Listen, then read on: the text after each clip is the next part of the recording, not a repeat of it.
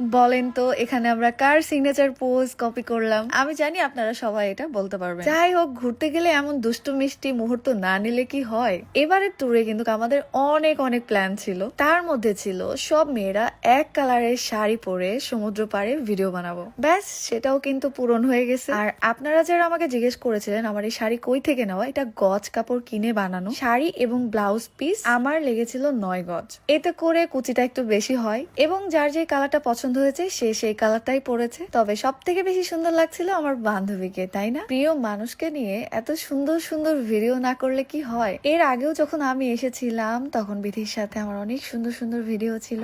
আর এবার তো সব পরীদের সাথে লাল পরী, নীল পরী, এদের মাঝে আমি একটা কমলা পরী হয়ে গেছিলাম। এত সুন্দর সুন্দর শুটগুলো কে করে দিয়েছে জানেন? সন্দীপ ভাইয়া। ভাগ্যিস সন্দীপ ভাই আমাদের সাথে ট্যুরে অ্যাড হয়েছিল। পরের দিনেই ছিল আমাদের বিদায় বেলা। আর এতগুলো লাগেজ নিয়ে আমরা অর্ধেক মানুষ যাচ্ছি, অর্ধেক আগেই চলে গেছে ঢাকায়। এই দিনে সকালবেলা পুরো কুয়াকাটায় আমি ইলিশ মাছ খুঁজেছি, বাট কিছুতেই পাই নাই, কম দামে আর কি। এত বেশি দাম বলতেছিল যে এখান থেকে ইলিশ মাছ আর কিনতে পারি নাই। তাই সবকিছু প্যাকিং ট্যাকিং করে নিয়ে আমরা চলে যাই বাস স্ট্যান্ডে। মজার বিষয় হলো ওইখান থেকে আমাদের বরিশালে একটা ব্রেক দেয় আধা ঘন্টার। বরিশাল রোড দিয়ে অনেকবার আমাদের যাওয়া আসা করা হয়েছে ঠিকই, বাট বরিশালে স্পেশালি কখনো নামা হয় নাই এবং বরিশালে কোথাও স্টেও করা হয় নাই। তবে এবার বরিশালের ফেমাস যে মাছের বাজার, সেখানে আমি এসেছি আর অনেকগুলো মাছ কিনেছি। তার মধ্যে ছিল বরিশালের ইলিশ। বলতে পারেন কুয়াকাটার থেকে তুলনামূলক অনেক কম প্রাইসে আমি এখান থেকে ইলিশ মাছ কিনতে পেরেছি। এই ভাইয়াটার কাছ থেকে আমি সব থেকে কম দামে ইলিশ মাছ পেয়েছি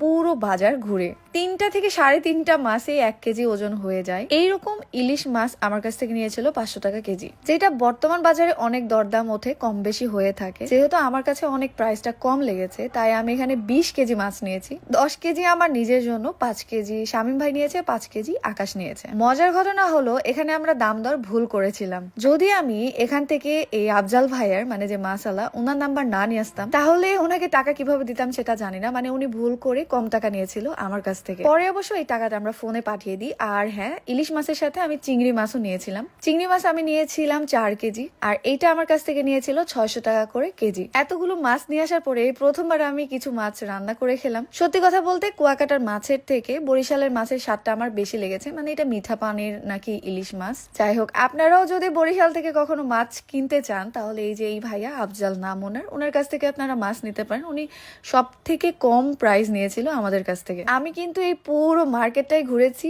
আর মাছের দাম দর করে দেখেছি। ইলিশ মাছ এবং চিংড়ি মাছ এই দুটো মাছই আমার অনেক পছন্দের। তবে আমি এই দুটো মাছই খুব কম খাই কারণ আমার অ্যালার্জির একটু সমস্যা আছে, তাই। তবুও মন মানে না বলে আমি কিন্তু অনেক করে মাছ নিয়ে নিই। নেক্সট আমি চিংড়ি মাছ এবং ইলিশ মাছের সুন্দর সুন্দর রেসিপি রান্না করব এবং আপনাদের সাথে অবশ্যই শেয়ার করব। এই ক্লিপ দিয়ে আমি মার্ক করতেছিলাম যেন চিনতে পারি এটা আমার মাছ। যাই হোক, সবাই ভালো থাকবেন, সুস্থ থাকবেন। আল্লাহ হাফেজ, দেখা হচ্ছে নেক্সট ভিডিওতে।